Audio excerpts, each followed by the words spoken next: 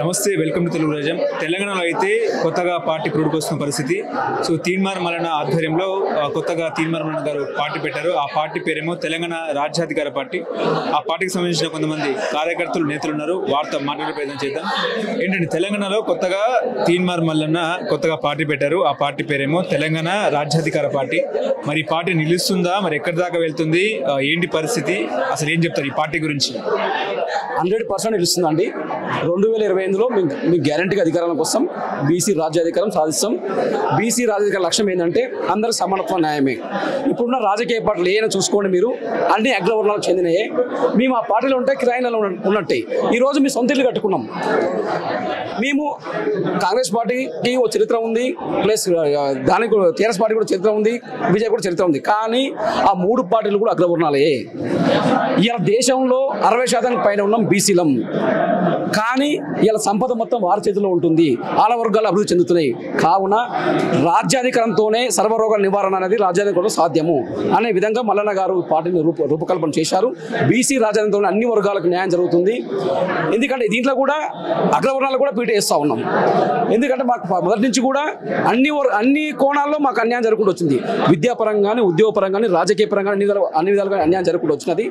ఆ విధంగానే మాకు రాజకీయ పార్టీ కావాలి, రాజకీయ పార్టీతోనే మాకు న్యాయం జరుగుతుందని చెప్పి ఆ ఉద్దేశపరంగా మల్లన్న గారు పార్టీ పెట్టారు. కానీ బీసీలలోనే ఐక్యత లేదు అనేది ఒక చర్చ. ఇప్పుడు బీఆర్ఎస్ లో కొంతమంది బీసీ నాయకులు సపోర్ట్ చేస్తున్నారు, కాంగ్రెస్ కి సపోర్ట్ చేస్తున్నారు, బీజేపీకి సపోర్ట్ చేస్తున్నారు. ఈ రకంగా ఐక్యత లేనప్పుడు ఈ పార్టీ నిలుస్తుందా? పునాది గట్టిగా ఉంటేనే బేస్మెంట్ స్ట్రాంగ్ గా ఉంటుంది. పునాది సరిగా లేనప్పుడు బేస్మెంట్ ఎట్లా స్ట్రాంగ్ గా ఉంటుంది? సార్ మీరు ఒకటి చూడండి, గతంలో బీసీ ఉద్యమాలు జరిగినాయి. ఈ రకమైన ఉద్యమాలు జరగలేదు. గతంలో బీసీ ఉద్యమాలు ఎలా జరిగినాయి? ఈ రకమైన ఉద్యమాలు జరగలేదు. గతంలో ఏం జరిగాయి? మాకు సన్న భోజనం బియ్యం కావాలి, మాకు హాస్టల్ భవనాలు రావాలి, మాకు స్కాలర్షిప్ కావాలని ఉద్యమాలు జరిగినాయి.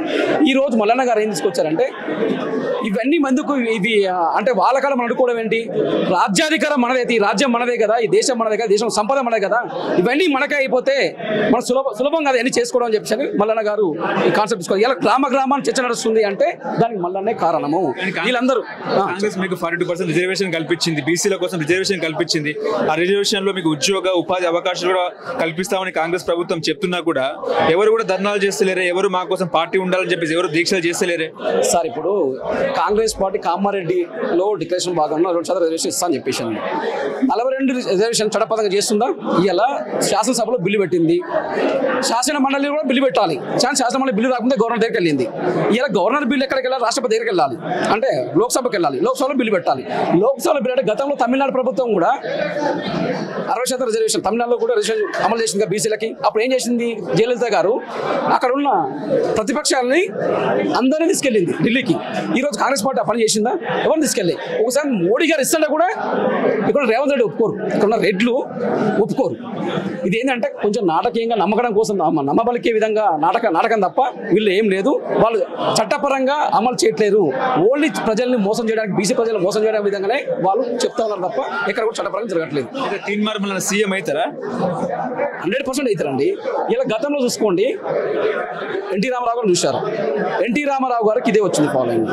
తర్వాత చంద్రబాబు నాయుడు చూశారు, తర్వాత రాజశేఖర్ గారు చూశారు, తర్వాత మన రేవంత్ రెడ్డి గారు కూడా చూశారు.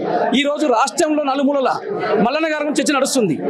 బీసీలకు రాజ్యాధికారం మల్లన్న గారితో సాధ్యము, అన్ని సంపన్న వర్గాలకు సమానత్వ న్యాయం జరగాలంటే మల్లన్న గారితో న్యాయం జరుగుతుందని చెప్పి అన్ని వర్గాలు గ్రామాన సంపన్న వర్గాలు మొత్తం మల్లన్న వైపు ఆశగా చూస్తూ ఉన్నాయి. మీ మల్లన్న వారి వల్లనే బీసీ రాజ్యం వస్తుందని చెప్పి మేము ఆశపడతా ఉన్నాము, నెరవేరుతుందని కూడా అనుకుంటా ఉన్నాము. గతంలో బీజేపీ అన్నది బీసీలకే సీఎం అవకాశం ఇస్తామని కూడా బీజేపీ ప్రకటించిన నేపథ్యంలో, అటు కాంగ్రెస్ లో రిజర్వేషన్ చెప్తున్న నేపథ్యంలో, అటు కాంగ్రెస్ ఏమో బీసీ జాతీయ అధ్యక్షుని చేసిన నేపథ్యంలో ఇదంతా చూసినప్పుడు ప్రజలు ఎట్లా నమ్ముతారు అనేది చర్చ.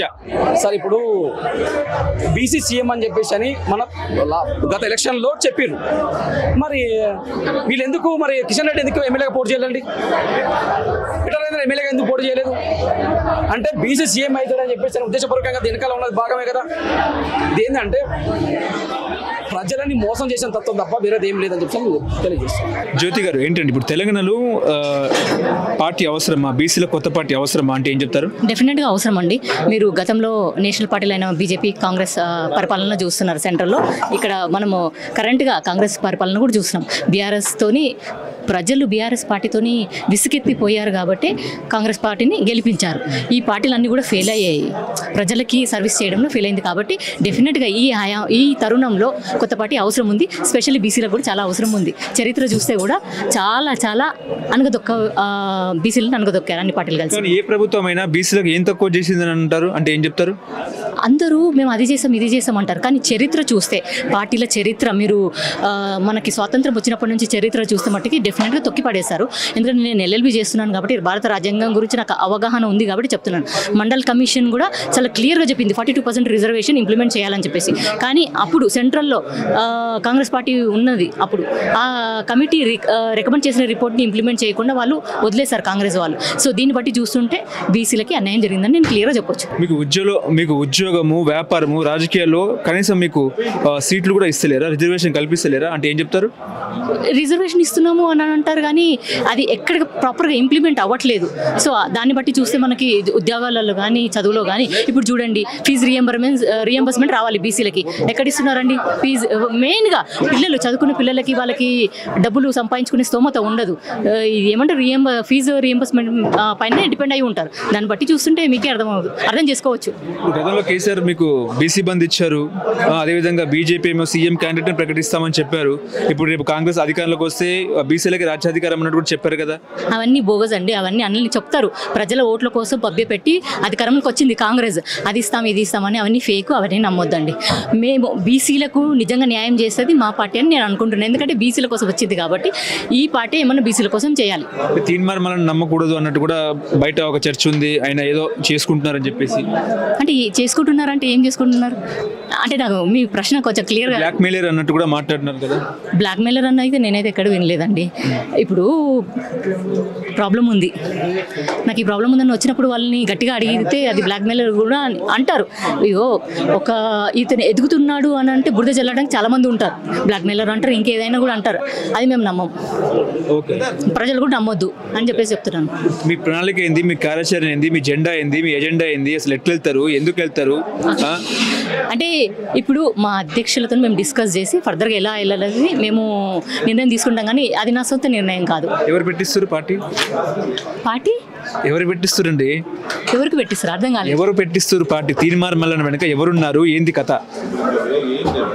నాకైతే ఆ క్వశ్చన్ అయితే నాకు తెలియదండి. నాకు తెలిసింది తీన్మార్ మల్లన్న గారు పార్టీ పెట్టారు అది అని చెప్పేసి. పార్టీ పెట్టించేది ఉంటే కుట్రలు ఎందుకు చేస్తారండి? అతని పైన ఇన్ని కుట్రలు ఎందుకు చేస్తారు? హాల్ క్యాన్సిల్ చేయమని చెప్పేసి ఫ్లెక్సీలు ఎందుకు చింపేస్తారు చెప్పండి. హలో, తెలుగు రాజ్యం ఛానల్ చూస్తున్నారా? సామాజిక రాజకీయ జీవన చిత్రణే తెలుగు రాజ్యం. అతిశయోక్తులు అసత్యాలు ఉండవు. రాజకీయ కోణం కాదు, ప్రజా కోణమే కొలబద్ద. తెలుగు రాజ్యం వీక్షణ మీ ఉత్తమ అభిరుచికి నిదర్శనం.